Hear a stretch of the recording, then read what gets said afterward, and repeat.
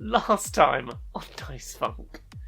Basically, we've established what Nifyx's new conduit can do. She has 3 specific video game cheat code flavored abilities: spawn, duplicate, and no clip. Do you have any hobbies? Making scavenger hunts, I guess you'd say. If he wants to kill King, then it happens. And with that, Pope cuts King's hand off at the wrist. It could just be the top of his head, and he has to wear a hat all the time. Yes.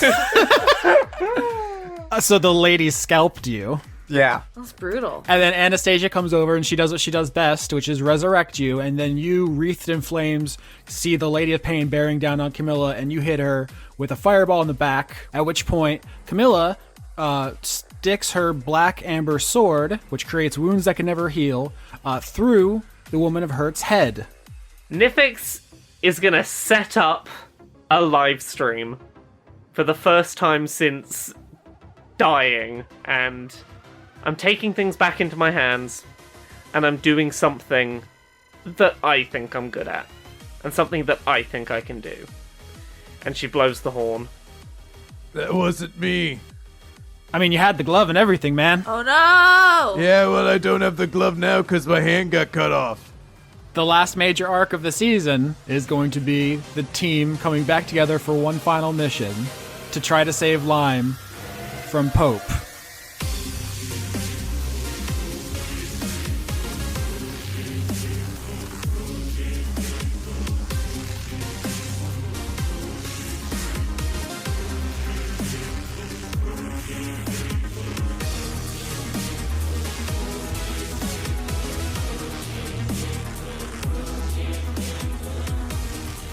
See, we know Austin's not dying because his punishment of having to be our DM is far from over.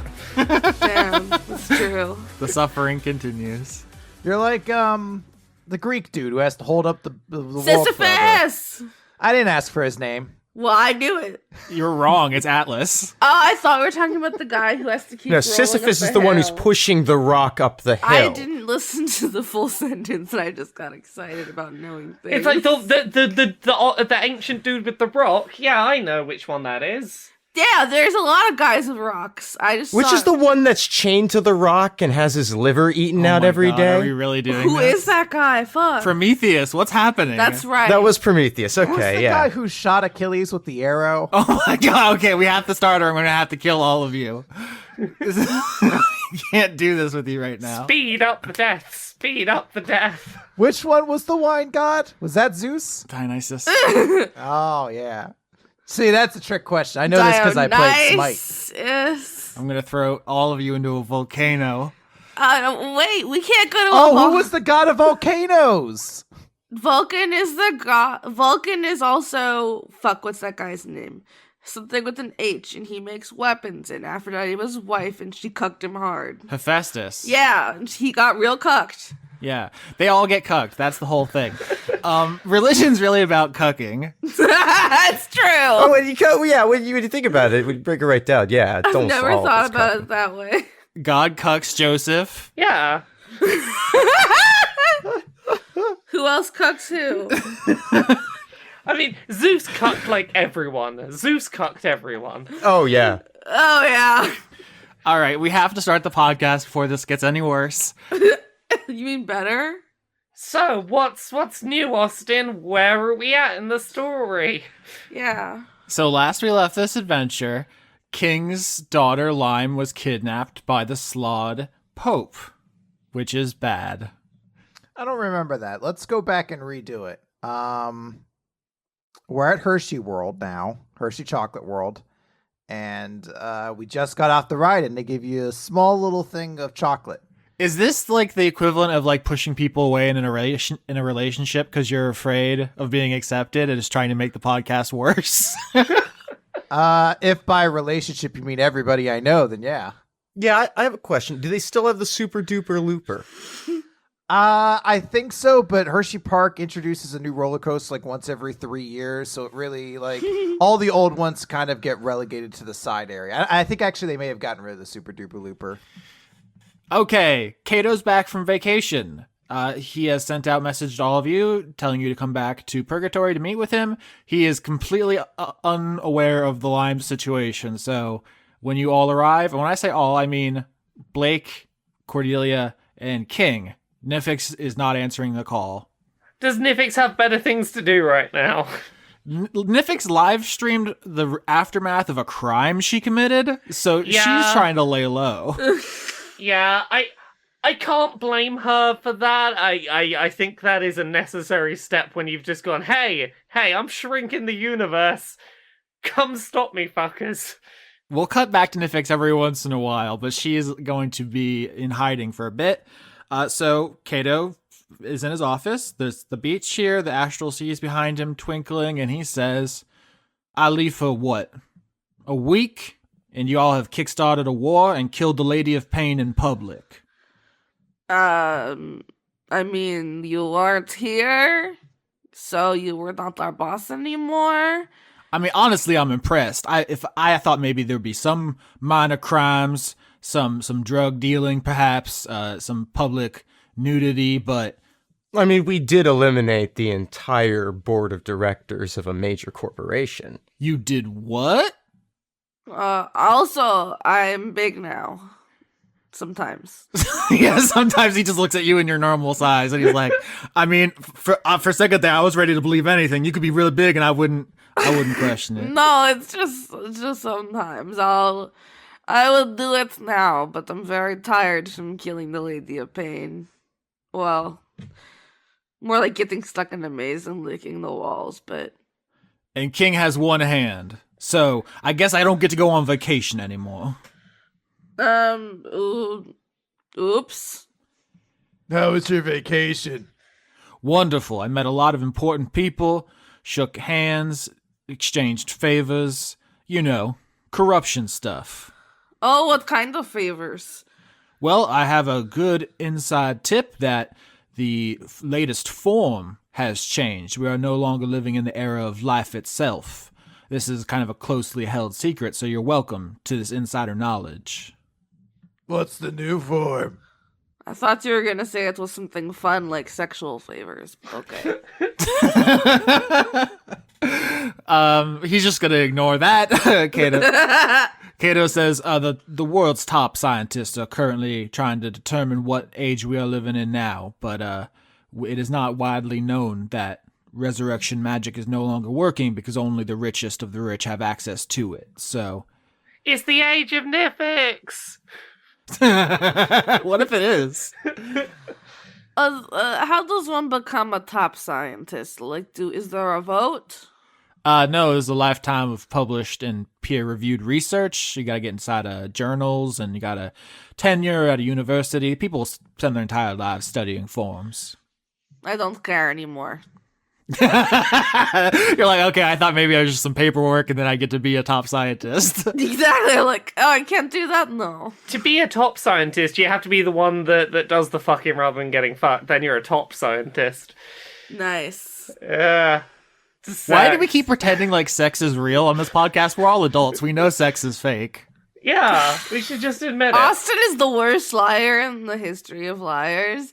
Trying to pretend he's wholesome all the time. No, I'm married. I'm with Austin on this. Sometimes I listen to the show and the way we talk about sex and drugs, and we all sound like virgins who have never done drugs.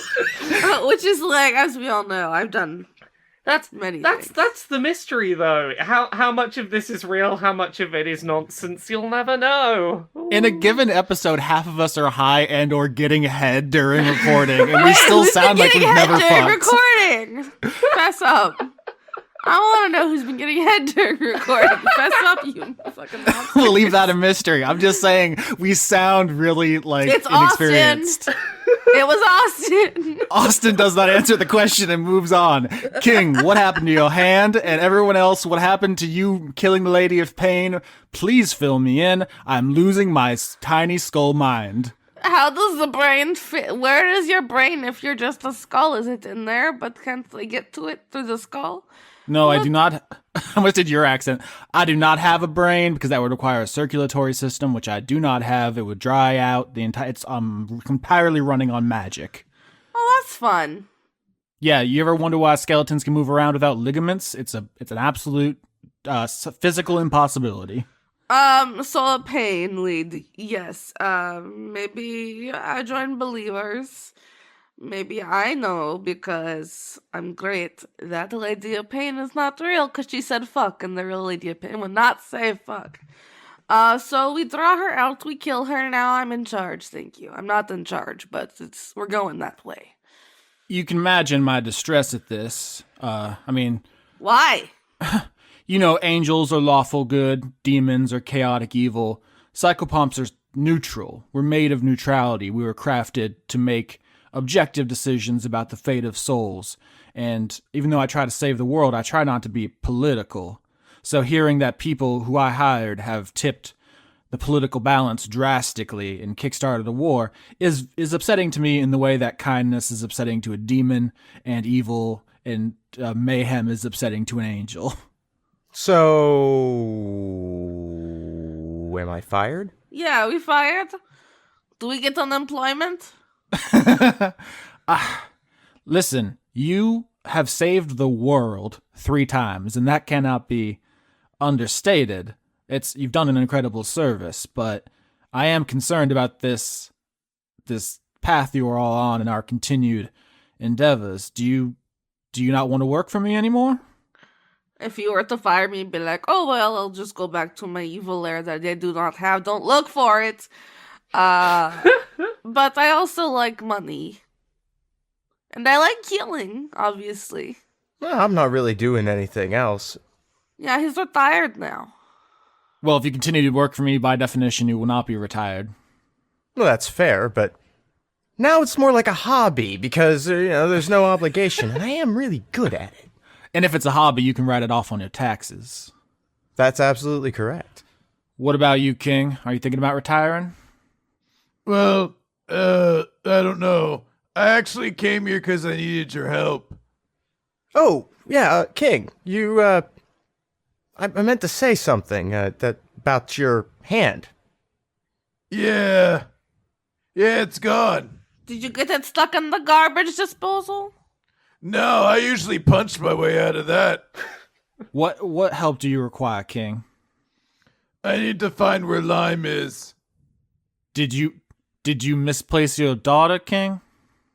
No. So one of the Slotty who survived after Babel died, I met him, and he cut off my hand, and then he turned into me, and then he used it to take Lime. Well, that's terrible. Lynette is on her way in right now, and she is, of course, our reconnaissance person. So if anybody knows what to do next, it will be her. Oh, that's good then. Oh no, that sounds like it requires me to know what's going on. The audience doesn't know that you're playing Lynette at this Oh point in the yeah, we've recording. not talked about that. I'm going to be playing the net for a bit. Yeah, so let's real quick. We actually have leveled up. We didn't do a level up episode because the vacation arc had like downtime elements. So everyone's just leveled up. With a few notable exceptions, the level ups are pretty boring. Level 13 is just a proficiency increase. People got more spell slots and so forth. There's a couple things I want to point out though. One is Blake now has the spell slots to cast Finger of Death, and Cordelia picked up Finger of Death. And Lynette has Finger of Death, so there's a very real chance the final boss of Purgatory is going to get triple fingered to death. Oh no! Who hasn't been triple fingered to death? That's a lot. Is that a 2 in the pink, 1 in the stink arrangement? Yeah, or? you can't put. Okay. I mean, you can, Lauren. Don't say things you can't take back. You can, but it's difficult sometimes. Maybe for you. The other thing I want to note about level ups is that Chris has taken a very interesting tact here and elected not to level up. Chris, do you want to talk about that? Yeah, so leveling up in D&D is generally seen as a sign of progression, that you are advancing into being a better D&D character. You are getting stronger, getting smarter, learning new things. Basically, learning to be better at the whole murdering people and punching them for experience points thing. King at this point is basically done that. He is not interested in being stronger or any of that. For all intents and purposes, he is done being a D&D character. And in that way, it's reflected that he's not leveling up anymore. So you lost half of your strength for losing your hand, and you haven't leveled up because of a character choice not to get stronger, that's the kind of the downside of King's recent life. But we have reached a compromise where you're still going to be able to wield your two-handed sword with one hand because you have a life of training, and level 12 is a very powerful character. So this will be like your last ride to save Lime, wielding the green flamed sword she enchanted for you. That's what he's going to try for. So does anybody have anything to say to Kato before Lynette arrives with the intel to save Lime? Because this might be the last chance to talk to Kato, because I don't know what's going to happen. Everyone could die, or it could be a happy ending. I don't know. This isn't like me being coy. I have no idea what's going to happen. So, what is it we're supposed to be doing? It sounds to me like we all have to come together and help King get his daughter back, because despite our differences, and frankly, you're being extremely difficult to work with, we are kind of a family here, and we take care of each other. And I would hope we would do the same for anyone else. Listen, you trade off my incredible difficulty for being able to be around my sparkling personality. Hey, where's Nifyx? Oh yeah, where is she? Last I saw her, she had eyeliner, now she gone. Unlike the recent difficulties the three of you have undergone, Nifyx live streamed hers, so I actually am aware of what happened there, which is she apparently broke into the Temple of Heimdall in Asgard and stole the Gjallarhorn and then filmed herself blowing it. So I have no idea what's going through her mind right now, but she is a wanted criminal. And if she has any sense in her head, she will not be showing her face in public because people are looking for her. What does that do? The Gjallarhorn is part of the Ragnarok prophecy. It was supposed to be blown before the twilight of the gods when they were all prophesied to die. Of course, they died before the prophecy could happen, but apparently the old magic still has some obligation for certain species. The Nidhogg have gone into kind of feeding frenzy and are eating up the Yggdrasil right now. They won't destroy it, obviously, because it's their food source, so they're not stupid, but as part of their obligations to Ragnarok, they are eating perhaps more than they should right now, and people are concerned, but hopefully this will blow over. Oh my god, my lair! But wait, is Maro okay? That's a good question. You don't know right now. Oh no. When you say Nidhogg, you mean all the Nidhogg? That's my understanding. Todos los hogs? Todos los hogs. Do you want to take... I don't think King would agree to go take the time out to check on Callie before going after Lime. No, I don't think so either, and he's dangerous even if he only has one hand. Does anyone have Nifyx's phone number? Oh, we have phones this season? Oh, I'm sorry. We just talked about live streaming. I guess a fucking cellular phone is fucking ridiculous. I'm sorry. Does anyone have Nifyx's smoke screen number? I can smoke signal up a message. There is established magical communication. In fact, King has in his inventory an enchanted Tupperware, which he uses to contact Scarmiglione. Let's send the carrier pigeon. Yeah, does anyone have Nifyx's Tupperware number? But Nifyx, unless she was absolutely suicidal, would have thrown her phone in a creek somewhere, because that's very easy to track her. I think she's every now and then popping into like really dodgy internet cafes that have VPN set up so that she can just drop selfies being like, "What up?" Yeah, you're being an extremely extra criminal. Oh, of course. I mean, my little girl's growing up. Nifyx has got her groove back. She's gotta flaunt it while she's got it. Just, zero chill is the thing. Just can't help but showing off. Well, I just wanted to send her a message. I hope she's doing okay. King, why don't you leave any message you have with me, and if I see her, I will transmit it to her. I still have faith Nifyx will sort her life out. Okay, do I write it down? Sure. Okie dokie. Is there another way to track stupid frog? Hey! Hey! That's my son you're talking about. It took your daughter, you moron. We're still. Yeah. This is ridiculous. Have you thought about this rationally? I have. And I think that Pope's angry. It's all he knows anymore is to be angry at me. And I kind of feel bad for him because once all that anger is gone, there's going to be nothing left. And when he's empty, I want some family around to help make him whole again. Okay, well, that is very depressing, and I respect your emotional connection, and I'm sorry I said something mean. But also, he kidnapped your daughter. Yeah, I mean, he's going to be grounded, but... I think with that, Lynette, you can enter the scene anytime you want. Okay. Right. Hello, everyone. Hello. How are you all doing? Where's my daughter? Well, Okay. Let's skip over the pleasantries. I think I know where your daughter is, or at least where she probably went at some point. The slard that you saw, this one that has been you've been calling Pope, is it? What color are they? Purple. I've got intel that there was a purple slard seen entering heaven. A place where, as I remember it, you all have a little bit of, how do I put this? You have some enemies still with eyeing you up there, right? I mean, but you're, like, living with Anastasia. Maybe she helped? Where do you think she got the intel? Look, it's not going to be a great place for this slard, but my guess right now, and what I'm hearing is basically, where safer to run than somewhere that is full of people who don't like the three of you.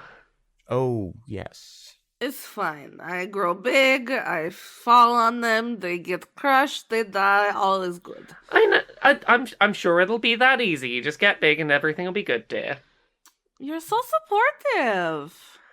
I mean, you know, Oh, it was quite a show you put on. thank you. I learned it by watching you. So I should say about Lynette's character sheet, it's very similar to Cordelia. They share like all the same spells and all the same like mental, like the charisma and stuff. They're both warlocks. They have the same arcanum and everything. But I've inverted their strength and dexterity. So Lynette's very strong, but not very flexible, the opposite of Cordelia. And Lynette's very wise. She has like great perception because she's a scout, but she doesn't have the formal like elite education Cordelia did as a member of the Heller family. So their intelligence and wisdom are swapped. Yeah. Oh, so it's opposite Lauren. I've basically taken this to mean slightly blunt rather than, slightly blunt book nerd. Yeah, I mean, so part of the reason I asked Laura to play Lynette, besides the fact that she wasn't going to get a chance to interact with the party for 10 episodes, and she needed a way to do that so she could have fun with all of us, but also because Lynette's an important character, but she hasn't gotten a lot of screen time.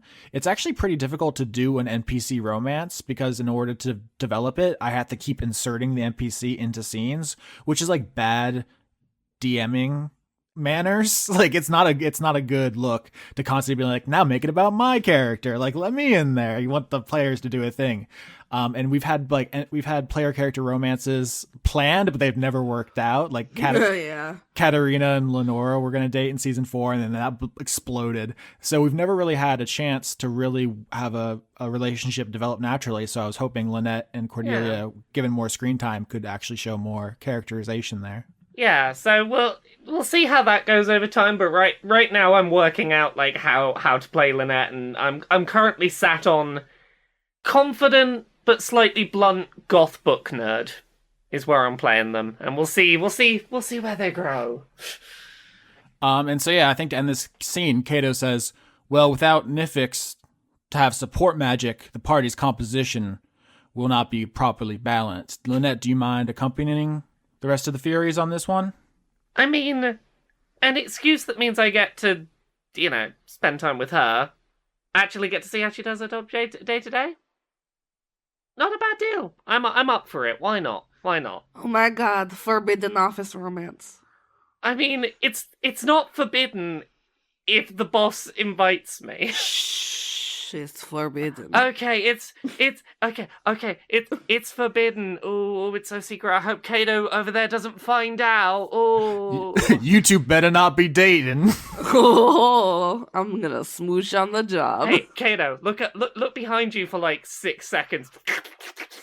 Okay, I didn't know we were going to do that. Getting paid to smooch. So, King, how's Lime doing? Not great.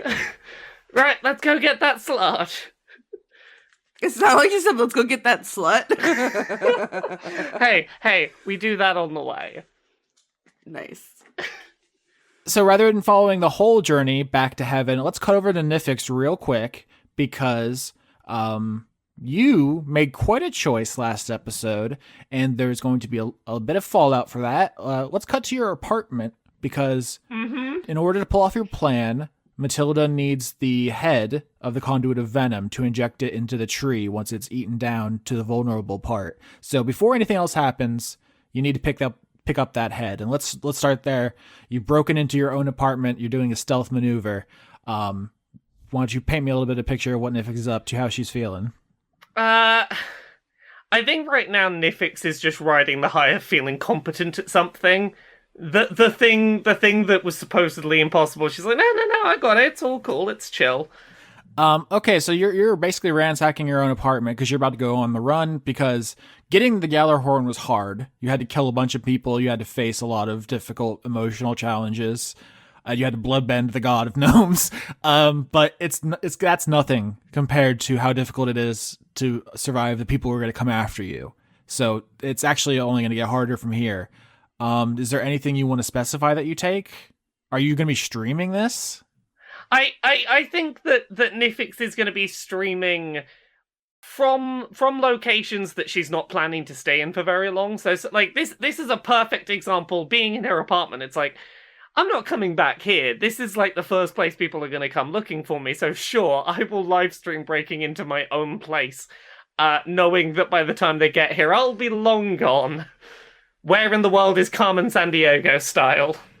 What character development from her showing up at Kato's office, like crying and like, I don't know what to do, everything's so hard, and then being like, yeah, I'm about to do a crime spree. Watch this, bitches, doing it for the vine. I mean, like, if you look back at when Nifyx was just there, like, please tell me what to do, I don't know what to do. She's finally decided for herself what to do, and she really likes that. Doesn't matter if it's the right thing, she's picked a thing.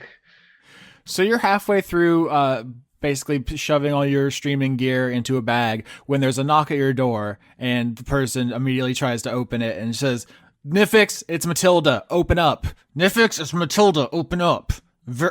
She's like audibly very angry. This is okay. If it's Matilda can come in. She kicks your door down then? Are you not gonna, I mean, No, I don't know what it is with doors. I opened the door for Matilda. Okay, Matilda charges in. I think she is wearing like a minotaur head. So she like, it's a full on bull rush into your apartment. And she says, what is wrong with you? I'm sorry?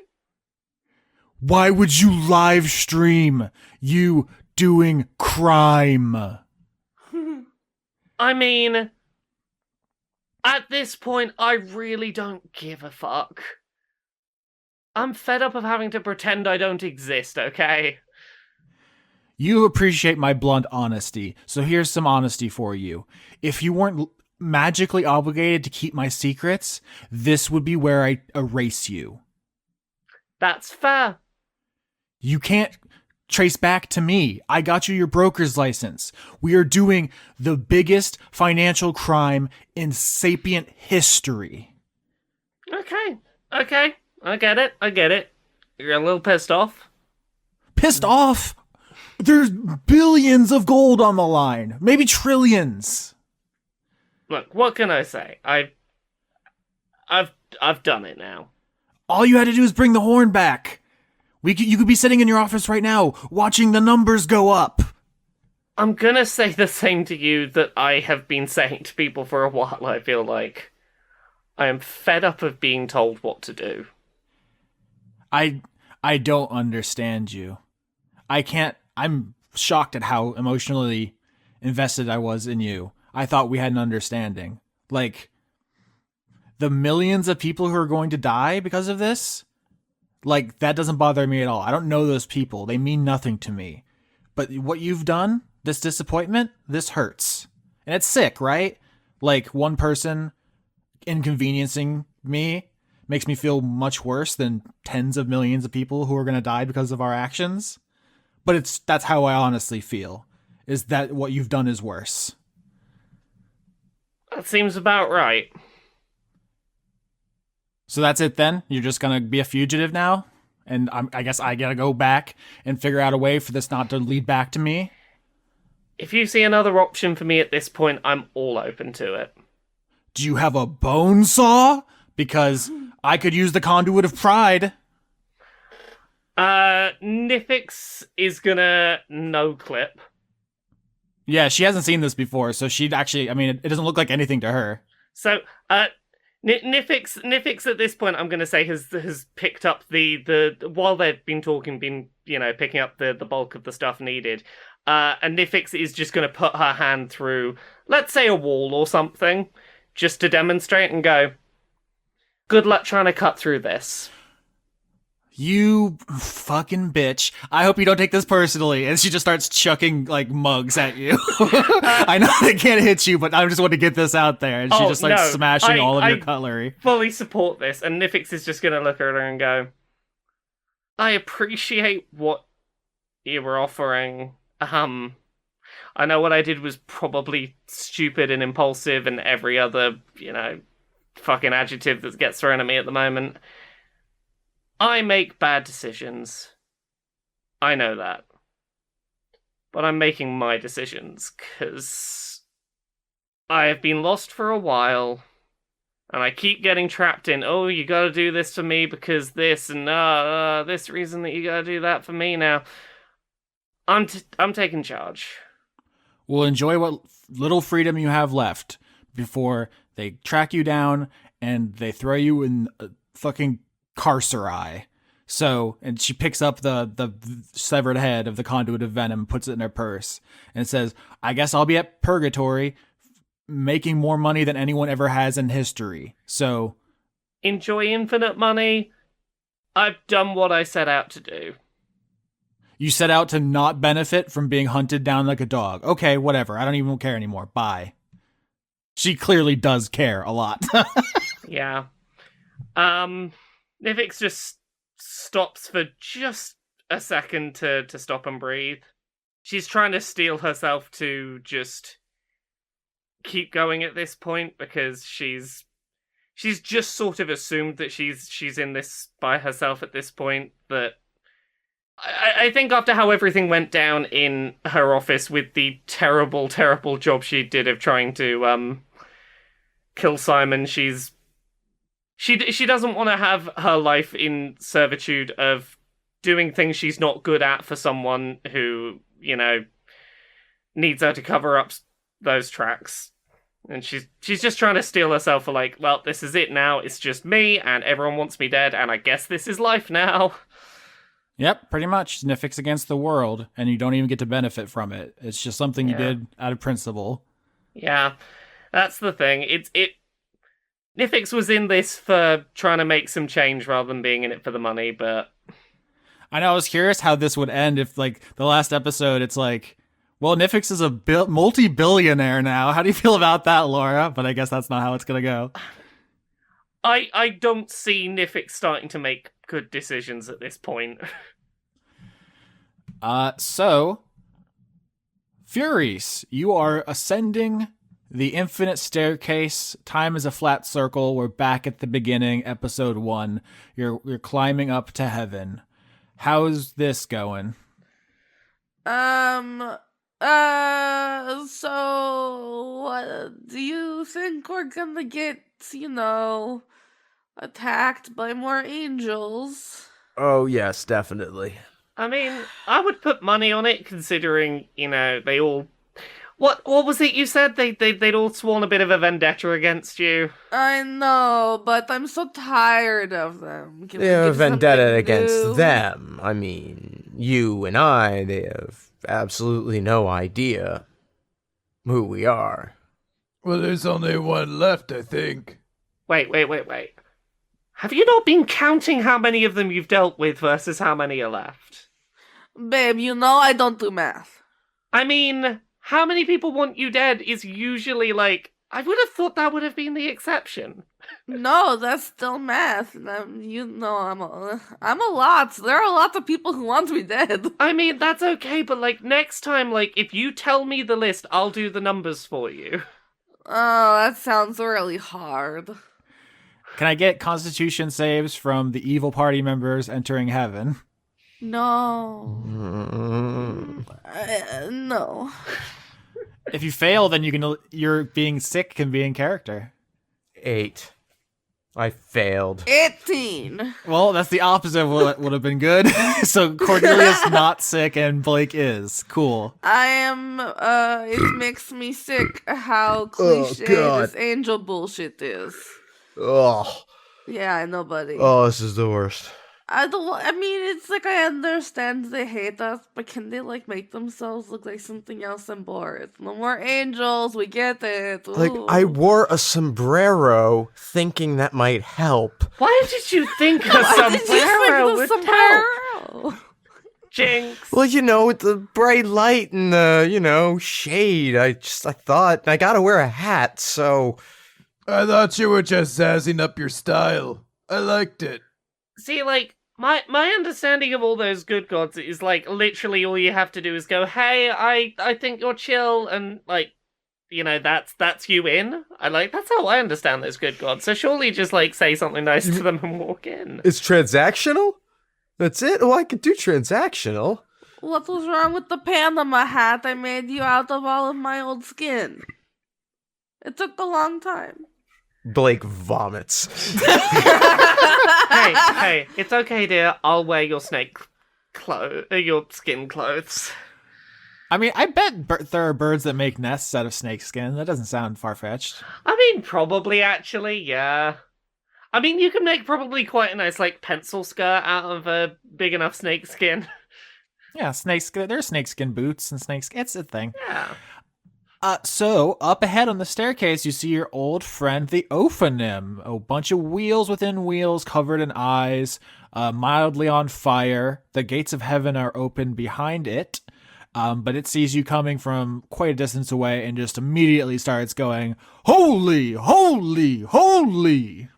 Hey, what's up, bud? How's it going? A good holy to you, too. Holy, it says as it moves to block your path. I'm going to fly over it. I forgot you could do that. Holy. Bye, bitch. Everybody up here. Cordelia, as you fly over the Ophanim and into heaven, remember the first part past the gate is all fluffy clouds. It's just the ground is clouds, and it's very serene and stereotypical heaven imagery. But you're seeing something here you were maybe not expecting, which is a pitched battle between Aethar forces, Believers forces, and Doomguard forces. The faction war has truly begun in earnest now that the Lady of Pain is dead, and all of the sides are fighting for supremacy on the plains. Can I grab a cloud and eat it like popcorn? Yeah, you don't have to roll for that. It's a good image. You start eating this cloud and watching. They don't acknowledge your presence. They don't know who you are. Some people obviously saw you in the fight, but these are just random soldiers. In fact, I've been thinking about this arc kind of like Saving Private Ryan, where the World War II is the backdrop, but it's not what the story is about. The story is about saving one person, and the war is just the context. And this kind of ties back to what Tragedy said when you first met her. She said, "You're not the chosen ones. You're not special heroes. You're just weapons." and you will be wielded and discarded. And that's what happened. When it came down to it, when the chips were down, Blake and Cordelia showed up for the Believers. No one showed up for the Aethar, and no one showed up for the Doom Guard. So that was your contribution to the war. And now it's going on without you. You're not going to win it. You're not going to get down in the trenches. You're not soldiers. And none of you are emotionally invested in the politics. So now it's just something that's happening in the world without you. But I might be able to become a god. Yeah, I mean, you tipped the war in the Believers' favor, so unless something drastic changes, they're going to win in the background, Yay. and you're going to benefit. But what I'm saying is, this is not a season where you all get soldier uniforms and go to the front lines and crawl through trenches for 5 episodes. This is now a season about saving Lyme in a time of war. War is the setting, not your objective. I'm fine with that. Yeah, it's a natural outcome of your choices. And like I said, I will eat limes like egg. so yeah, this is I've written down here in my notes, Saving Private Lyme.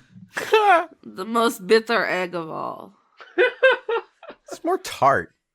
The rest of the party, you see Cordelia fly away. I mean, Lynette can turn into a raven, but I don't know what I'm you not want. that far. Yeah, no, you're just on the other side of this wheel, but he's spinning around and just yelling holy. You, the nondescript one, I'm pretty sure I could give you a lift if you need it. The other one, you probably not going to get you up there with sorry. I mean, could you carry him on your own? I don't know. Are you as heavy as you... In the politest way possible, are you as heavy as you look? I mean, he clearly just lost a bunch of weight on his one side. See, if anything, that's going to throw off my balance. I need some equilibrium when I fly. Lynette, do you want to roll strength to heave King? 18 to lift King. Wow. That's really good. So Cordelia hasn't been using her turn into a raven power very frequently this season, so I'm excited to see Lynette put it to some use. As I understand it, I can become a human-sized raven? Yeah, Lynette, you can be a raven-sized raven, a human-sized raven, or a human-sized human. I'm gonna be a human-sized raven. I'm taking King for a fly. Why can't she be a raven-sized human? That's a different spell. I don't like that. Lynette, you turn into a giant raven and you pick up King and you fly him over the Ophanim. Now it's just Blake and the Ophanim. And Blake just runs his coin across his hand, casts fly, and joins the rest of them. Holy! Yeah, holy, yeah, we heard. Everyone look, it's sky popcorn. It's gonna become all the rage. Oh, wow, It's just like chewable water. I mean, it's weird to see your contribution to the start of a war like happen so quickly and immediately violently. More often than not, the wars that I started would just be like, corporate takeover shit. This is, Oh, I thought you were gonna compliment me on my popcorn. Oh. No, it looks flavorless. Every war has that assassination of someone that triggers something that gets it going, and killing the person that everyone knew was the reason we don't do wars. I'm not surprised that started the war. Well, not my problem anymore.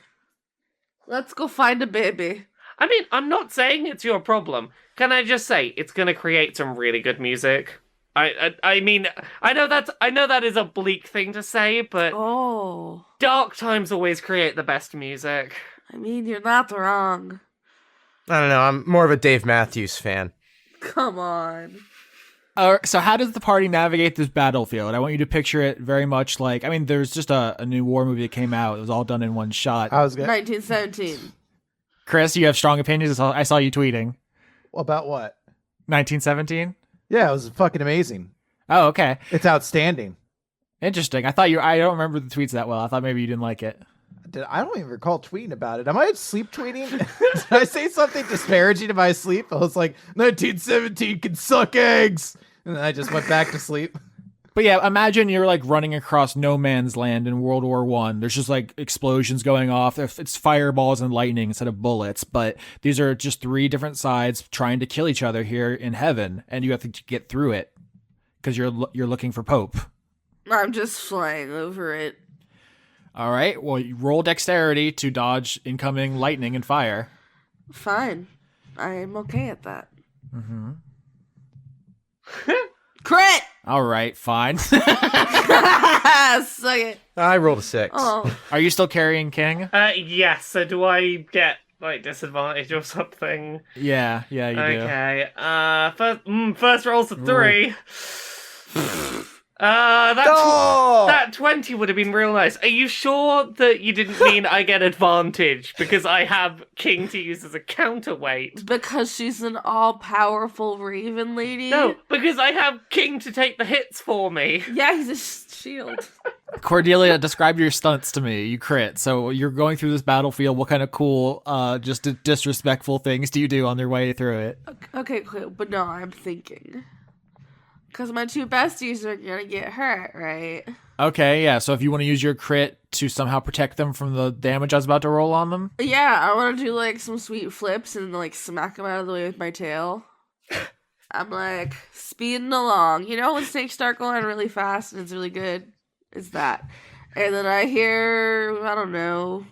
You should narrate nature documentaries. Like, you know when snakes go real fast and it's good? And then you show it and everyone would agree. Just start that YouTube channel, Lauren. So David Attenborough here. Oh my god. Oh, I've seen that, I think. There's a thing like that. Anyways, so I'm just being great, as I do. And then I hear like an ooh-ah or something.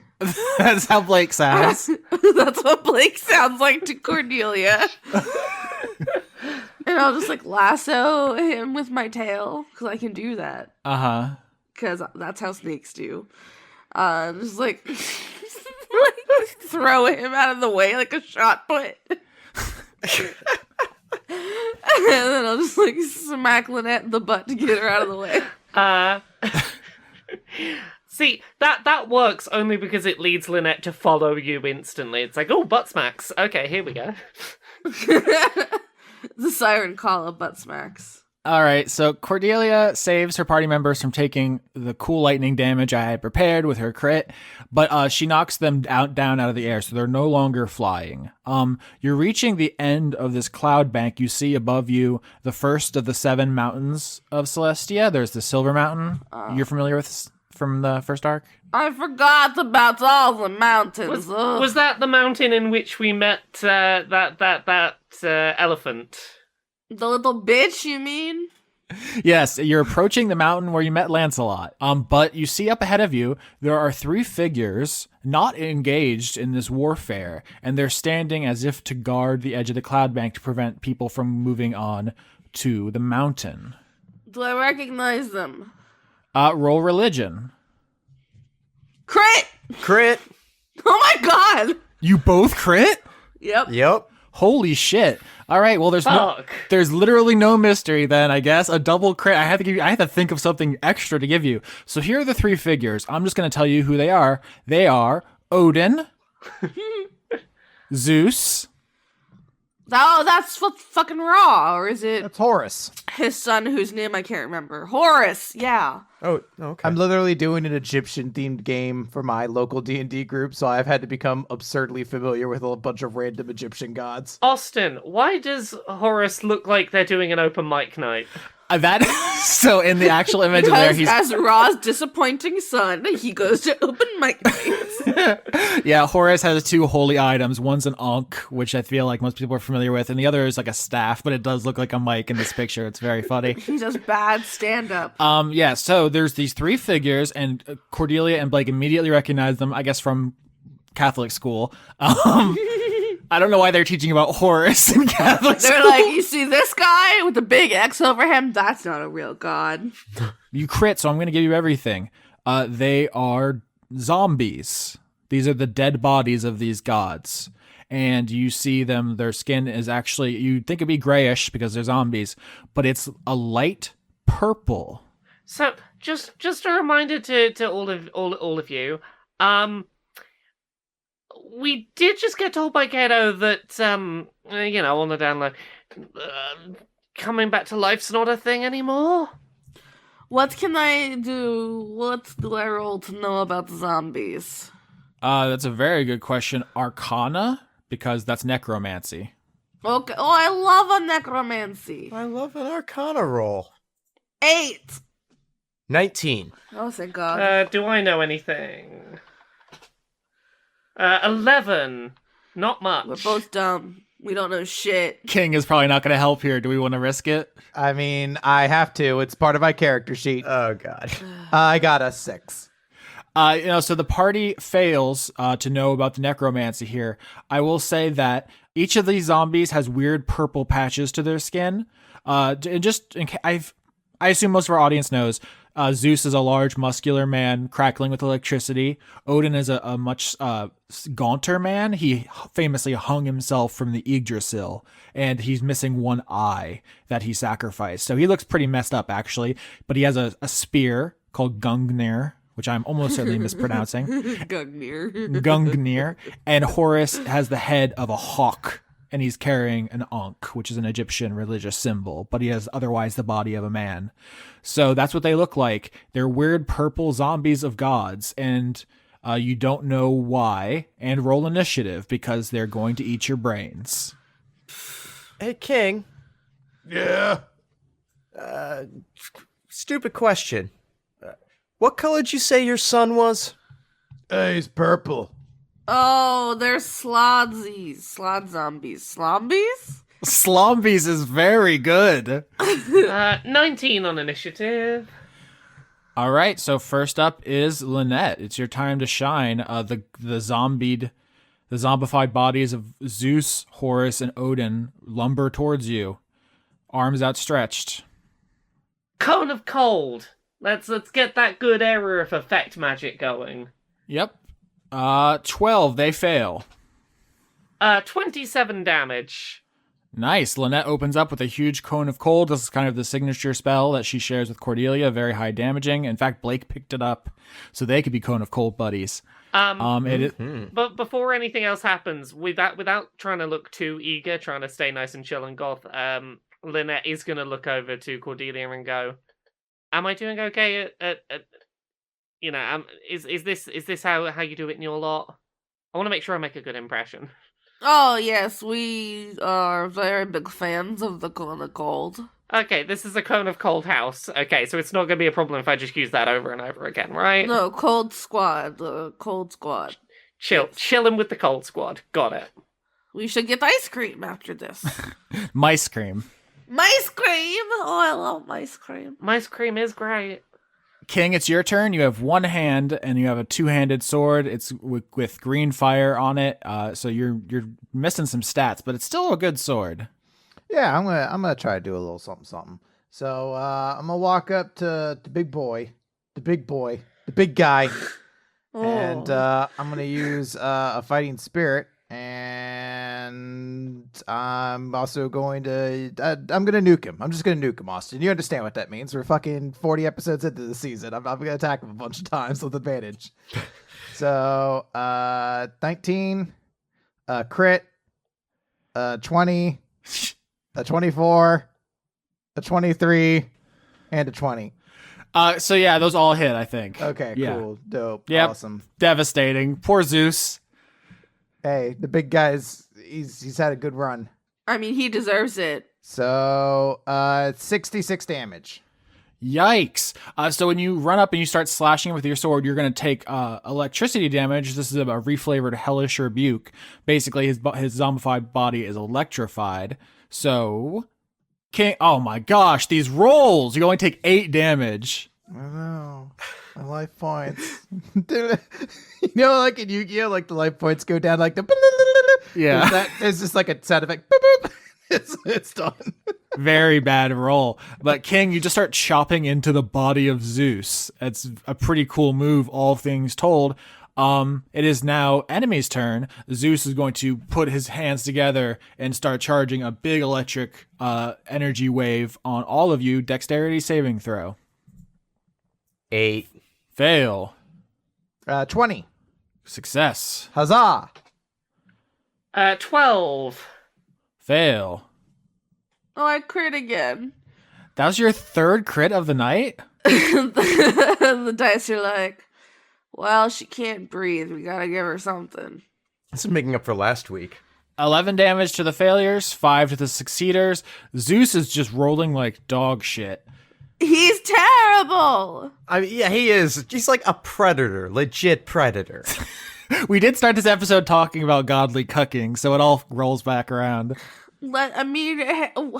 Poor Hera, man. So Horus raises his Ankh and is going to fire a beam of holy light at Lynette, because you started the fight. Dexterity save, Lynette. 10. Failure. Lynette takes 29 damage from Horus's holy beam, which just slams into Lynette and pushes you back. And then Odin rushes forward with his spear and is going to attack King, I guess. That's the person who's getting into melee range. So King, here comes a flurry of blows. Nope, that's not the right. I think 73 hits my AC. It's the wrong button. I hit the wrong button. Put your pants back on. I have to Chris give is you like, "Please kill merciless me." shit for this. 17, 21, 23. Ha! 17 misses. The other two hit very hard, though. Okay. So that is 34 damage as he pierces you with his holy spear, Gungnir. And it is now Blake's turn. Blake, the gods are teaming up on King. Yeah, because I was going to kind of cold him. Yeah, you got to take a different angle. Yeah, that's what I was thinking. Yep. Yeah. You love angles, huh? I do love an angle. Love a good angle. Come on, join the Ice Cube squad. 17. 16 damage. And that's enough for Zeus. So you want to narrate what happens there? So Blake runs to try and flank around so that King will be shielded from the cone of cold by the two gods. And a little I think Zeus would turn into like a little snowman. Oh, you're going to say a swan. Little snow swan. Oh, he's an ice sculpture of a swan. Yeah, that's a dick move. Nice. Cordelia, Zeus down. Horus is firing on your girlfriend, and Odin is piercing King. I'm not here for this. I will not allow it. So I'm going to call the cone. Not how it goes, but okay. Cold. Cold of cone. Oh, Lord. Oh, Lord. I'm going to... Oh, my God. I'm so congested. Hold on. It sounds like you've caught a kind of cold. I wish I was dead. Fuck off. That was good. I got you, Laura. Thank you. Okay, I'm going to cone a cold. 10, they fail. Good. So you were going after Horus, who was killing your girlfriend, right? Yes, nobody touches the girlfriend. Okay, so you don't get Odin, who's engaged with King. I'm sorry, King. My girlfriend is much more fragile. 28! All right, you hit Horus with a face full of ice, and it is back to Lynette's turn. No sense doing what's not broken. Cone of cold. Bam, bam, bam. 15, that's a fail. 38 damage. And that's enough for Horus. This is bird-on-bird violence. He started it! I mean, is he really a bird if he has a human body and no wings? Damn. Like, I know some people say, ostriches and other flightless things. You gotta have wings to be a bird. You were also a human a lot of the time, Lynette, so I don't know if you can judge. Yeah, but I can have wings. I don't know if he can. Is my girlfriend bird racist? I've only been playing Lynette one episode. Don't establish her as bird racist. All right, so narrate to me how Lynette destroys the body of Horus, Egyptian god. Lynette is going to sort of briefly turn into the raven form and sort of swoop up in a slipstream and let the air bring her back down, swooping just in range to sort of blast with cold as she flies over and goes, huzzah! Lands with a nice, one of those Olympic dismounts. You know, that classic goth phrase, huzzah. Fine, not I don't know. I'm terrible at playing I say characters. hooray okay? all the time. You huzzah all you want. I'm saying you should own it. Oh, yeah, no. I mean, in my goth years, I did a lot of huzzahs. Fair enough. King, it's just you and Odin. He does have his spear in your tummy, though. 17, 11, and 13. Only 17 hits. Aw, but what if God damn it. you weren't such a cock? I didn't do anything to you, Chris. That's all I'm asking for. So it's just going to be 12 damage, but I'm going to use my second wind afterwards. So I will regain 20 hit points. All right, and now it's Odin's turn, and you are clashing sword to spear. He got 19, 16, and 20. Can a handless stump count as a heavy shield? Chris, every turn doesn't have to be a fight. It doesn't have to be. I'm just asking for flavor reasons. Isn't this just you guys flirting? I don't know.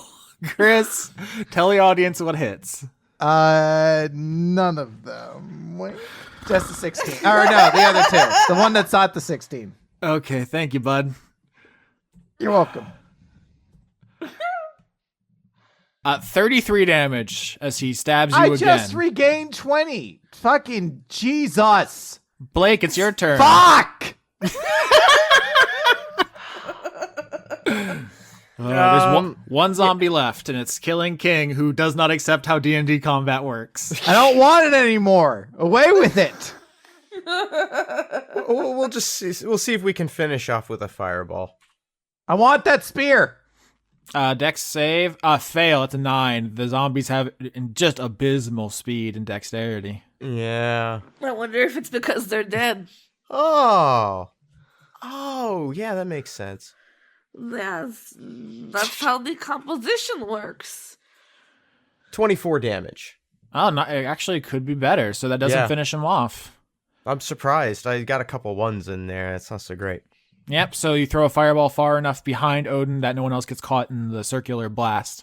And he's only, mildly singed by the flames. Yeah. Cordelia, it's your turn. Sacred flame.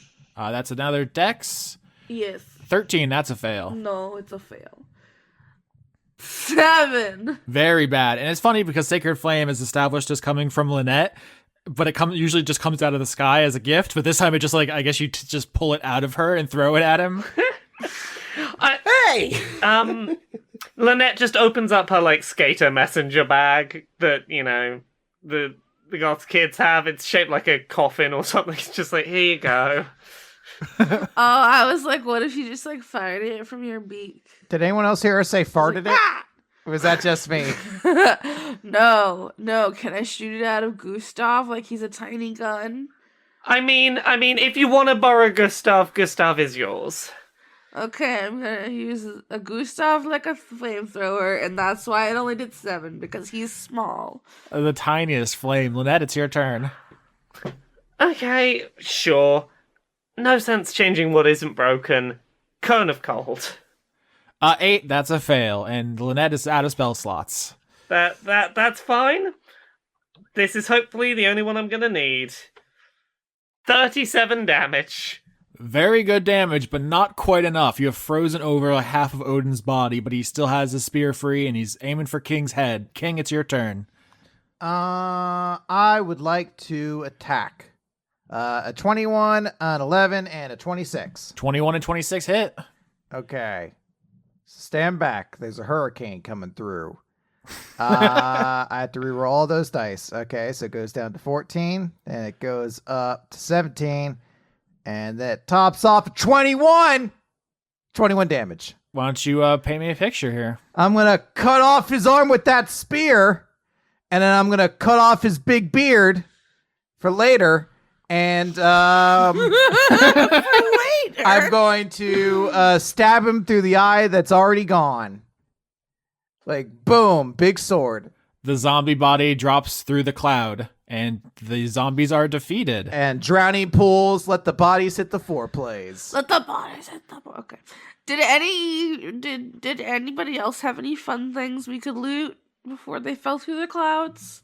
No, so Zeus just fought with lightning, Horus had an Ankh, and Odin had the Gungnir, which I think King wants to try to pick up, but... The Ankh is real shiny. Can I send Gustav down for it?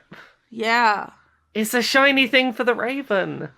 Much like Mjolnir, which we're all familiar with from the Marvel films, a Gungnir cannot be lifted by any mere mortal. Gung gung gung gung. The forbidden shiny trinket. That word is so weird. Horus's Ankh can be, however. That is not that is not unique. Yeah, in that case, Gustav, I want Gustav to go get that onk.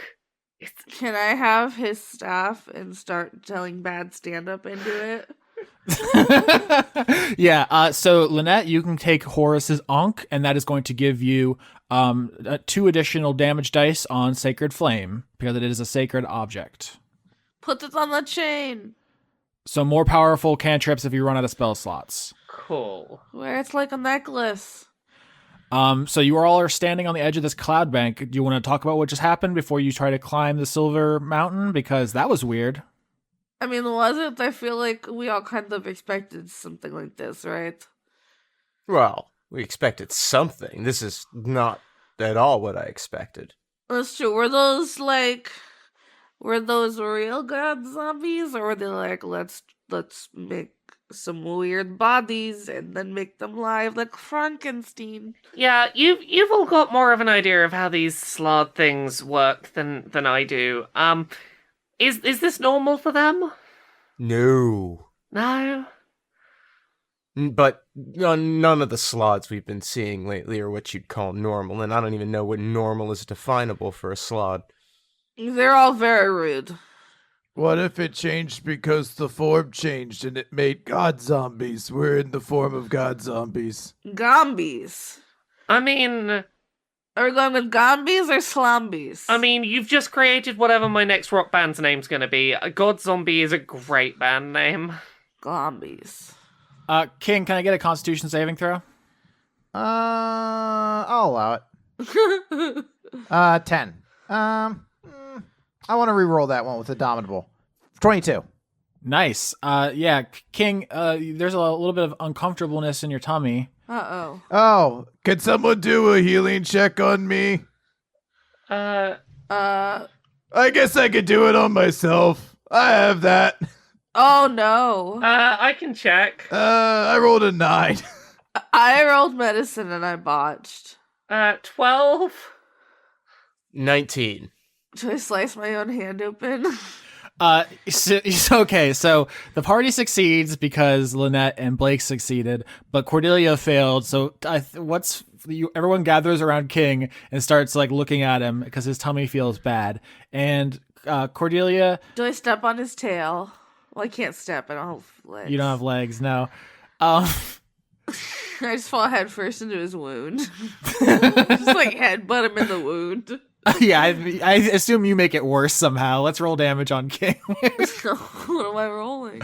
I don't know. It's a comedy roll. Just a 1. That knocks me out. Yeah, you're dead now forever. Yeah. So everyone starts looking over King's body, and he is covered in cuts, like all over, because Pope slashed him to bleed him out. And I think that's probably what Cordelia does, is like poke a finger into some of his cuts, which is unpleasant. But you have done this dance before. Austin keeps saying, if a slod hurts you, please seek medical attention. And then slods keep hurting you, and you keep not seeking medical attention. Did King tell us that there were things that needed dealing with, or... Yeah, we weren't there for him getting slotted, so this is not on I was us. killing people. What do you want from me? He said in Cato's office that Pope cut his hand off. If a slod hurts you, seek medical yeah. attention. Oh, yeah. Does anybody here a doctor? I don't know my character terribly well. Am I a doctor? She's a doctor. I doubt it. So She's a doctor. So you don't know if Pope carries Chaos Phage or if he implants the chest bursters, but I guess there's now a ticking clock on this mission because Fuck. something's going on inside of King's guts. Does anyone have any bone juice? Stave off the slot. It's okay. We should get going. All right, the Silver Mountain awaits. Okay. We go. So with some trepidation, the party jumps off the clouds and onto the side of the mountain and begins climbing. I miss eating the clouds. It was very hydrating. Oh, hey, Blake. Yeah. I never got the chance to thank you For what? for bringing me back. It was your diamond that did it, wasn't it? Oh, yeah, but I mean, just returning the favor. You've done it. You saved me half a dozen times at least. It's the least I could do. Besides, we won that race together when you think about it. Yeah, but it means a lot. You could have used that diamond for anything. I appreciate that. Well, you're welcome, King. Just, maybe try to lose less hands. Well, I only have one left, right? Right. Yeah. Unless it would be kind of cool to have 4 arms. I could cook a lot of food at once with that. You know, like pasta in one hand and seafood with the other. Have you ever thought about that? No, I can't say I've ever really considered a future of no hands. I bet after all this business is over with, you could probably get a really cool, like, prosthetic or something. Yeah, maybe. Get a wing fitted on there where your hand was. A wing? Or you get Yeah, a prosthetic wing. hand, and then also prosthetic extra hands for holding all the meats you said. I could lift a lot of weights like that. Or a wing, like my girlfriend said, because flying is fun. Yeah, get a cool feathery. It's the feathery hands of the bird. But can you grip with the feathery hand of a bird? Babe, don't you also have regular hands? I mean, if you try hard enough, you can do anything with a wing. I don't think you could grip with a wing. Hey, do you have wings? No. Don't tell me what I can do with my wings. Yeah, don't tell her. She can't do it. She's got this thing going on. Just let her have it, Blake. Just immediately throws her under the bus. I want to do a cutaway to Cordelia having to watch Lynette trying to pick things up with both wings, like try to drink a glass of water with the wings, being like, I can do it, dear. I did it the other day. It's because there was a straw. You didn't have to lift it very far to drink it because I gave you a straw. As you climb up the Silver Mountain, you see up ahead of you some figures awaiting your arrival. Oh, it's no more gods, is it? One is an angel made of light wielding a spear. This is Patience. And the other 3 are small balls of light. They are petitioners, the lowest form of people whose souls get sent to Celestia. And using a process of elimination, you assume they are charity, humility, and diligence. Chastity, kindness, and temperance were not killed, so they did not go back to Celestia to reform. Hey guys. Long time no see. Patience says, "You are not surprised to see us?" Why, isn't this like your home? I mean, surprise is the wrong word. I think you mean annoyed. I mean, walking into the place that you all live, knowing that you're not on good terms, it's not like this was unexpected. Shouldn't you be more surprised to see us? Yeah. Yeah, this does seem like a particularly stupid move on our part. The Slod told us you were coming. Oh, so we're a problem, but you just let slots do whatever they want, huh? Sounds like bad angeling to me. Do you know where he went? That slot took a kid, that's not a chill slot. Or do you promote stealing children? Everybody, spread it around. Angels love kidnapping. The conduit of revenge has a righteous cause to punish the wicked. Cordelia gives a dismissive winking gesture.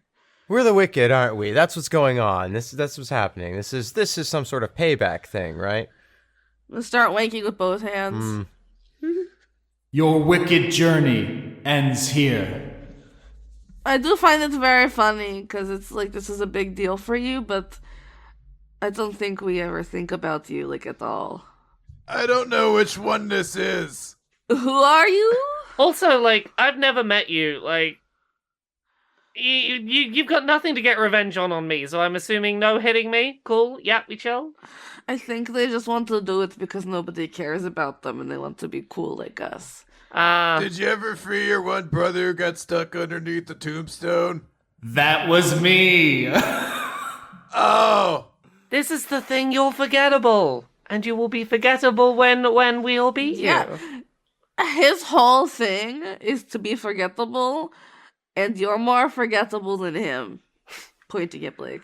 So these angels show up to get revenge, and you absolutely diss them. You just completely to their face mock them relentlessly. In their home. Yeah. Yeah. Yeah. So some true disrespect there, and Well, I mean, they're coming to kill us. We have to absolutely destroy them. Nobody gets my respect for free. so that we'll cut. That's the next episode. We'll start with that boss fight. Nifyx. Before we end today's episode, where do you run to first? That's the question, isn't it? Gosh. Oh, I need to think about locations that exist in this season. It doesn't have to be. You can just say an internet cafe or. Do you mind throwing me some locations we've had this season just to jog my memory? Discotheque! Oh my god, the disco. You're welcome. Thank you. Nifyx is going to hang out on the party barge because at the very least that is a good opportunity to stock up on some bone juice before heading onwards. But, like, it's a location where everyone is partying. No one will have had time to check, live streams. No one will know what's going on. Except maybe Sharon. She's too drunk to know. Sharon's chill. Sharon is oddly chill. Sharon's not oddly chill. Sharon is very understandably chill. Yeah, this is very cool. So Nifyx, a dark nightclub is not the worst place to hide when you're on the run, and Sharon is the only person you know with access to bone juice. So this is a really sensible location. You walk up in the club, all the demons are disco dancing. Do you just head right for Sharon's office? I think Nifyx is going to head for Sharon's office and then mingle in the crowd afterwards. Is the plan. Okay, so you approach Sharon's office, which is also her bedroom, and the door is closed. Knock on the door. There is no answer. Nifyx is going to detect thoughts. What's going on the other side of that door? Anyone in there? You detect thoughts, and you take 5 psychic damage. Oh, that's not supposed to happen. No, that hurts. It hurts very bad, and your nose starts bleeding. What else do I have that can check what's on the other side of a door while being, chill? I did not know you were going here. This is a classic Dice Funk moment where the characters or the players decide to really go on one. Well, decide to have a normal one. Fuck it, Nifyx is opening that door. Morbid curiosity. The door is locked. How crowded of an area is this? Would I be noticed if I were to damage my way into this room? It's a dark nightclub. If you did it quietly enough under the music, you could get away with it. Yeah, I wasn't sure if the door was on the floor of the nightclub or somewhere down a corridor or something. No, it's a little down a corridor. Okay. Can I go for the old heat metal? Try and melt through the lock. Try and get that door open. Yeah, no problem at all. The door handle turns to putty in your hands and swings open. What do I see in that room? Sharon sits up. She was in her bed. I don't know if she's technically able to cry. She was doing the skeleton equivalent of sobbing. She sits up and looks at you. And we haven't talked about Sharon's physical appearance in a while. She's a skeleton dressed like a gondolier. In her eye sockets are 2 flames. About those flames, since they're in the eye sockets of a skeleton, they're kind of in a darkness, like a concavity. Or they were. One is a fire sitting in her eye socket, and the other is sitting in a hole which goes from the back of her head through the front. Oh, fuck. Well, she's the woman of hurt. Oh! Oh. Is there a way for me to break? I'm a shapeshifter at Poe's masquerade, hiding both face and mind, all free for you to draw. I'm a shapeshifter, have no face to show. Please don't take off my mask, my disguise.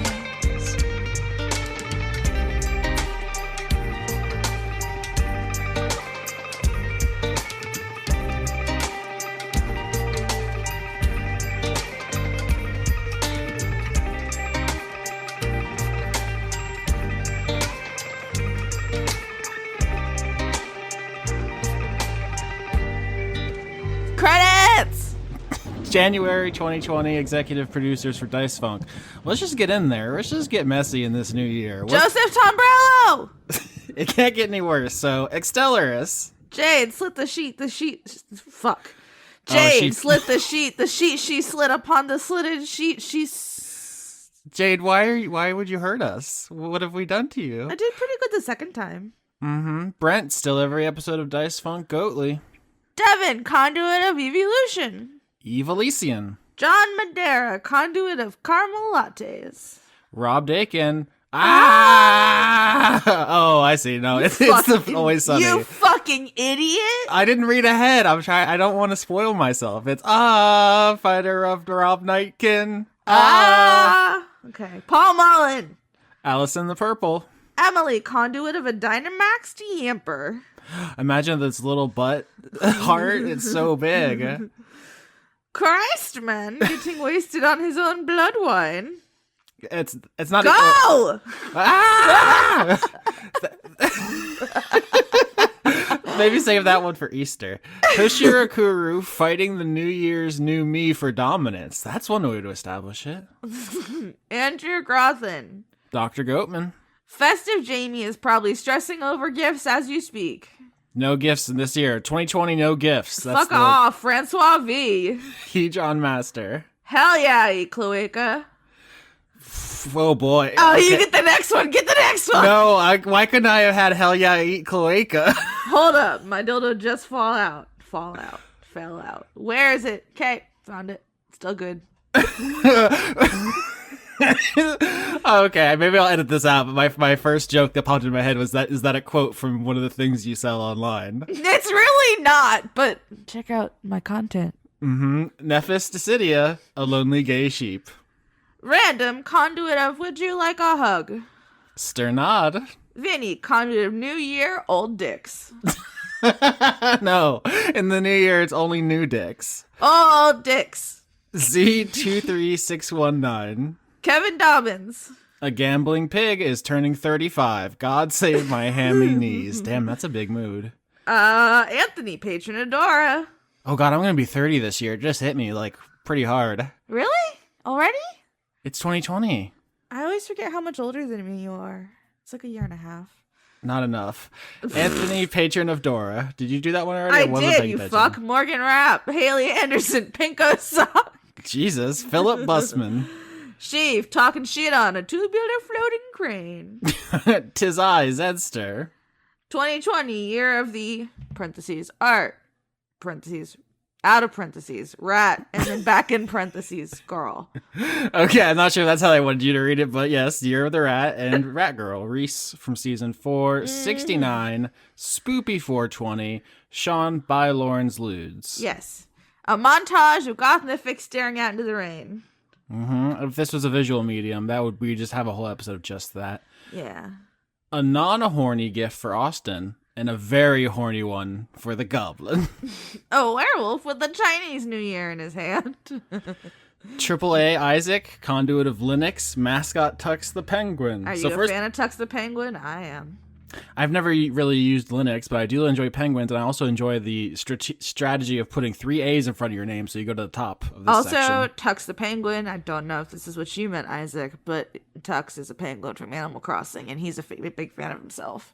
He's also the mascot of Linux, as the name implies. Oh. Aaron Norgard. I guess that makes sense, huh? Abigail Grace! Adrian Y.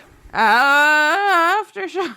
Did you forget how to read because you were so excited about the voice? Yeah, Aftershock, future chapter head of the Satanic Temple, Nebraska. Agent Hedgepiggle. Aggressively weeping and eating ramen. Is that you? Yeah. AJ, conduit of North. Aki Savalainen. Alex Upra. Andrew Birmingham. 2020, already a bad year for us speaking the English language. Andrew Feggie, conduit of eyeballs in the fruitcake itself. Nobody would know. They'd be like, this is that weird candied fruit. Mm-hmm. Anna, conduit of procrastination. Antonio, conduit of snacks. Arachnival, new year, same plans for planetary spider conquest. They do work harder than us. They deserve it. Yeah, spiders are out there hustling. Archduke Archibald, the huggable of cactus. Ariadne, resolving vengeance on Theseus 2020. All right, Greek mythology deep cut. We like it here, Ariadne. Arjan de Koenig. Ash, the gayest bitch in the Midwest. Hell yeah. Austin Kordsky, conduit of Best Boy itself. Austin, new year, more Skeksis voice. Isaac, conduit of Gavel. Becky. See, this is embarrassing because I talked to Becky. I don't know if it's Toothil or Toot Hill still. I'm assuming she's British because all Laura's friends are, so just maybe roll it together in an accent. Property of Janiac.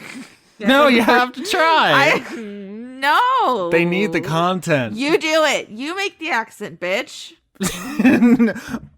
Becky, too ill property of Janiac. BJ, conduit of miniature giant spaced hamsters. Why do I keep yelling? I don't know. B-Ray Echo. Before we continue, I gotta say, I got tiny slimy nips. I think this is the first time you've got that one, because I'm always thinking about my nips every time we do this. Big challenges. Big Time Geddy Lee, member of Big Time Rush. Blackstone Morgan. Hey, I know him. He's a good friend of mine. He's only a lit... And then it cuts off, but they were trying to pretend like they're our friend, which is fraud. Blue, you don't know that. You don't know all my friends. That's true. Blue 6. Bonus. Or is it Bones? I thought maybe we were going to get away with it once. Nope. Brady, conduit of spooky, scary skeletons. Oh my lord. Take that. Brossolalia Catalia? No, hold on. I bet that's actually words, but I just can't. Just keep going. It's fine. Cute lady, Christmas candy, conduit of orchids. Is Christmas candy a specific, like candy canes? I don't know. Okay. Reese's peanut butter trees. Bro Jimbo! Damn, that's a good name. Bro Jimbo. Callum, hey, thanks for your excellent work. Turner. Cameron Abbas. Candice, listen to Dice Funk Starling. Caradwin, conduit of crushing on Austin in a respectful, non-horny way. The best gift you can give. Charlie Chalkley charitably chomped a chunky cheese of Chinese chocolate. You said cheese instead of chunk. Chunk. Was there no cheese in this entire thing? Did I hallucinate the word cheese? Yes, you really did. What the fuck? Chunk of Chinese chocolate. Chloe the dog finds bone pile on her walk. Christmas. Dog Christmas. Chris, conduit of bad decisions, Walling. Christopher Charlow. Coho Blast. Cotton King. No, wait. Nope. That sounds like a villain in a thing. Colton King. Conduit of cat beef. Cordelia is a snake on a plane. Oh my god. Cordelia is a dude. Have we not made Snake on a Plane? It's the whole season. But we're going to do it now. We're stealing it. Coram has heard the phrase Barbie hive mind and cannot unhear it. Counterfeit. Cucumber. Dandy Snuff. Daniel Marsden, conduit of unnecessary consonants. Daria, go freaking right. Dawning Frost. Deathworm Jim, rolling 2 crits for the new year. Decibel. Declan Sands. Dennis Pancake Detlefson. DM Tao. Now I have to deal with player shenanigans. Don Johnston. Dorian, conduit of devotion. Doro. Dr. Isix. Dragon Nexus. Dylan and Rillin are dialing and riling the dog, listening on a lazy Sunday morning, also dishes. Dylan, conduit of Goblin Pants. Oh no, Evrange 2020, maybe this decade I'll be happy. Hey, Ebron. Maybe not. Come on, what's your problem? You read ahead. You shouldn't have read ahead. You I didn't read ahead. Einar J. Ecorn. Elder Dog. The reason I was giggling because that was a relatable name. By the way, Elderly Goose, kind of doing the best I can in 2020. Eleanor Nonante sees Periton, a horned vampire lady with depression. Aline! Elizabeth Jackalope. Elusive Lily. Emma, happy holidays from me and Moose. Moose is a whole moose. I've decided nobody can stop me. Indigo Vandane. Erwin Lelagadek. Fair Majesty Empress Quinn offers fair warmest Yuletide greetings. Filmquisition. Florian H. Francois Arsenal. Frank Sands. For a sec, I misread this one. Furry scum infecting the credits prison. Damn. You know what? That's on me. Scum is a perfectly innocent word, and it should not be stigmatized. Scum is fine. Gardner Minshew 2 Electric Boogaloo. Ginger beers. Grapefruit Juice. Nope, that's another one. Graffiti, conduit of rhetorical solutions. GSV underscore lasting damage. Halju. Harley the Floral Lyricat. Harry, Dice Funk, the best allies. Hey guys, it's Ashley. He's a good Brent, dogs. His dick smaller than my toes. I'd rather ride Squidward nose. I need to listen to that song. Just lowercase, not even capitalized. The name is Horny for Drama. How do I make friend? Regards, conduit of social faux pas. Ingmar Gremmen. Oh shit, it's Janiac's birthday. Cash gratefully received for Lego and new whips. I don't know why, but it took me a second to realize there weren't Lego whips. That's nothing. Oh god! There's no such thing as a That's Lego torture. whip. It's your boy H.P. Lovecraft back with the fish people. JK. Jaden. James Neely. Jaspel, New Year, Old Me. J. Logan, conduit of queerness, mage of life. Jayish, Wizard, the Wizard of J. Jealous goddess cosplay. Jen. Jenny Colby. Jess Fege, conduit of veggies. Do you think her name is Veggie, like veggies, and you fucked it up again? Using context clues and a kind of Return to the Obra Dinn style investigation, I have determined that's probably Jess Veggie. Fuck. Jingle yams, jingle all the yams. Joanna the Wrench Witch. John Kerry, not that one. John Potts. John Barnett, conduit of pillows. John, conduit of subpar joke names. Josie, Vengeance Paladin rebooted, Avenger of Bigfoots. Wait, did you kill Bigfoot? I don't know. I don't think so. Somebody else could have. It's not always my fault. It usually is. Julian Phillips, conduit of Kaizen. Just a jester. Jesse, conduit of personal growth in 2020. I don't know what that voice is. Caster UK. Kate, conduit of holiday-themed regret. Kiefer Lowe. Kelladry wishes that she remembered to change her name in time for Dice F. Yeah, sorry, we can't figure out what the F is supposed to be. I don't know what the rest of that was. Keller Automat. Ken, conduit of finally writing this goddamn PhD dissertation. Kenteroy. Killer Cotton Shiznu. Shiznu. Huh? Shizno. I should Shiznu. I don't know, man.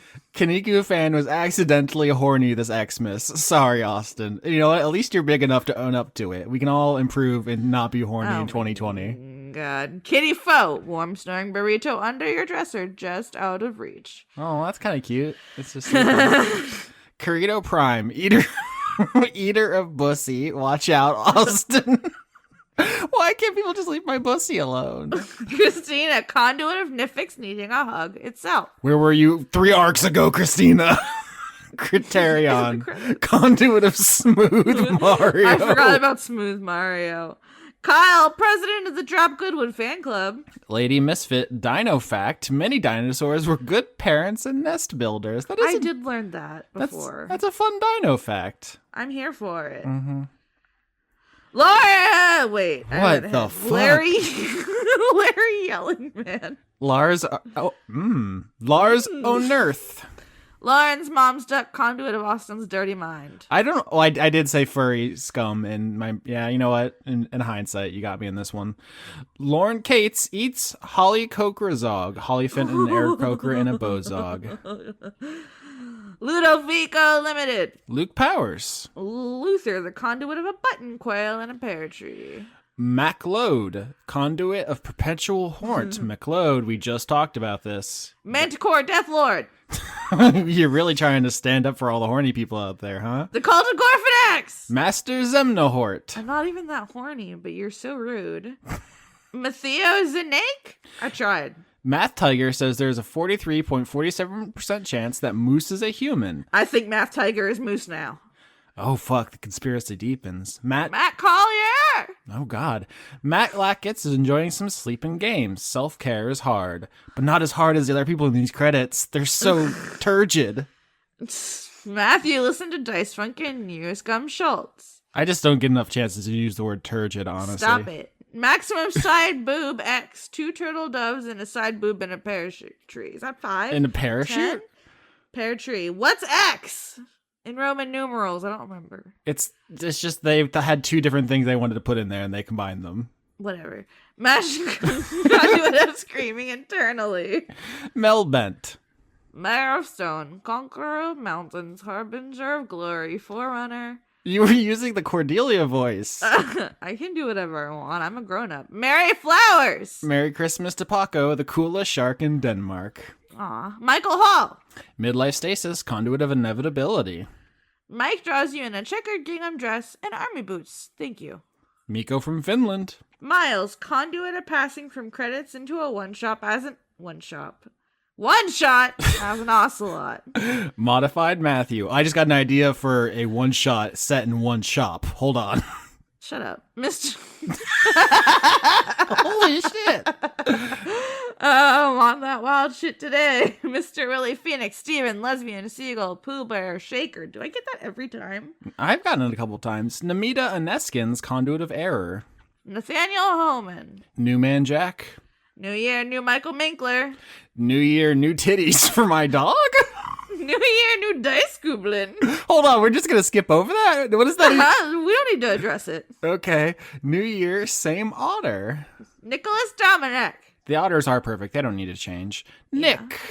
Nick Thetford, conduit of face sitting. Oh my. Nick. No one's listening to me. Everyone's coming after my pussy. There's no way to contain the horniness. Nick Thetford, conduit of face. Wait. Nicole Woodruff. Come on. Nipple Rat's belly dancing to the milkshake song? That one's on us. We did come up with nipple rats. I can't blame this person. Not so transient needs a new profile name, passerby. Not a doctor, Stuart Gray. Pae Rob Sherg. Pangolin. Patrick Babcock. Patrick Williams. Please check my webcomic, ruinousfortune.com. Do it. Pocket Sundial. Do it. Preston Bowers. Do it. Brett Holcomb. Do it.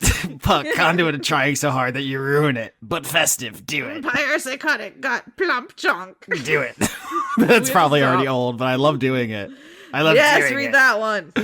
Quantum materia, it's not, I mean, I bet it means something in French, but it's just... Quantum materia, marmota monax materiam pos. Ooh, look at me. I know how to speak words in languages. Rain falls oh, that's a good cut. Rain falls mainly on the plain, Zucus. The rain in Spain falls mainly in the plain. Okay. Razumi Azura. Remsiv. Robert Chisholm, conduit of not achieving my New Year's resolution. It's been 2 days. Was it not to jack it and you jacked it? Robert Tuthill. S. Kearney, Goblin of the Year 2019. Damn, that was a fierce competition too, so congratulations. Salad Child. Sean Lyons Burke, conduit of New Year, new credits name. Simmons Kerblurp. Simmons, conduit of harder slatty. Sergeant Rattlebones, another year of skeleton warfare. Will it ever end? Shane Sedgwick. Shane Ware, conduit of hedonistic pansexual polyamorous switches. Simon Lee, conduit of Jonathan Off-Road Rules, lovely Chungus. We need to leave Jonathan Off-Road Rules alone. The man suffers so much. Sin Milk Tom. Cinnamon, conduit of good vibes. Sir Octopus, conduit of chivalrous cephalopods. Something username. Damn, really knocked it out of the park this year. Sovereign, conduit of making up for bad dads. Spaghetto cut out caffeine and can now feel tired again. Good luck, Spaghetto. It's tough out there. Spinel did nothing wrong. I don't know. Sporeman 0. Stefan Lund votes for fedora-clad I don't know what that word is. Verun BB. Oh, that's a big bad evil BBE on Dice Funk next season. Did you just roll the R on that? Which one? Verun. I don't know. I bet it's Do you know what you're doing? What? I know. I'm just ripping you. I'm killing you right now with words. Everyone, 2020, be nice to Austin. Oh, Steven Martinez, protector of Austin's pussy. Get in here, Steven. Don't get in there. How can you protect it? Not in the pussy, in here into the fight. We're losing the plot. St. James are made of these. Who am I to disagree? Sydney Marzing. Tabitha Spokes. Tales of Inquiry. Terraflops. Terezi Pyrope. Is it Pyrope? Pyrope. Transing June Egbert. Thanks, Austin. Great show. Oh, I thought you were thanking me for the pronunciation. I was like, I know that's a Homestuck thing, but I didn't. Okay. The murderous mongoose who's secretly standing behind you. The Precursor. Toby Gleason Stack. Tom Bowers. Trees, they are us. Trevor S. the Goblin Teacher. Shyness. Universal Toby. Victoria Melito, conduit of quietness. William Vinky or Wiljan Vinky. Let me know later. Wise Guru, we will forget Vinky. Zephosaurus. Zoltar, the Viking death metal caterpillar, conduit of retribution. Do it.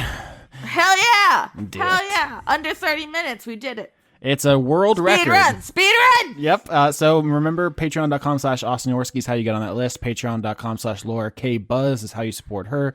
Weekly manga recap. Weekly manga recap is him and him. You know him. Patreon.com/Of Horse is Conrad. Lauren, where are you? Lauren. Rargalicious, RAWRGLICIOUS. Just click the link. Austin will give it to you. Yeah, links are all in the description. Make sure you like, comment, subscribe, rate everything. And I also want to thank everybody for real, non-bussy related thought announcement. A non-bussy related announcement. I want to say big thanks to everybody who supported us in 2019. Oh yes. And we're happy to have you here for the new year. If you follow the show, you probably already know, but people listening 15 years from now when we're an international smash sensation, I had to go on Twitter and beg for someone in my family not to die. So that's a fun thing about doing this show, and that set me back like 2 months of Patreon. So it's been tough out there, and I just want to say... Helping Austin, I'm moving, helping me. Mm-hmm. Laura's Laura, help a Laura. Yeah, we all need it. But literally, if your name is on that list, you saved a human life. So you can feel pretty good about that. That's a literal thing that happened last month. You feed Austin lettuce. And also my lettuce budget is out of control. You're an absolute lettuce addict, you madman. Are we going to end on that? Yes. Okay, cool. You ready?